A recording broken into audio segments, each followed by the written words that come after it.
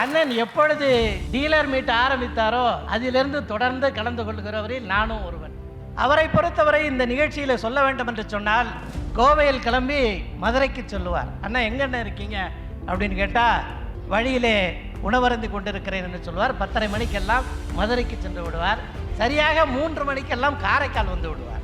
காரைக்கால் கம்பெனியை முடித்து விட்டு எங்கண்ணா இருக்கீங்க அப்படின்னு கேட்டால், பாண்டிச்சேரியில் இருக்கிறேன், அந்த முதலமைச்சர் இடத்துல ஒரு வேலை இருக்கிறது, பார்த்து விட்டு வருகிறேன் என்று சொல்லுவார்.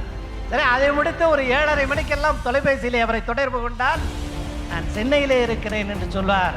அப்படி கடுமையாக உழைத்து உங்களுடைய உழைப்பை பெறுகிற அளவிற்கு, வாழ்த்துக்களை பெறுகிற அளவிற்கு உயர்ந்திருக்கிற உத்தமராக இருக்கிறவர் தான் நம்முடைய மேலாண்மை இயக்குனர் என்பதை யாரும் என்னை மறந்து வரக்கூடாது.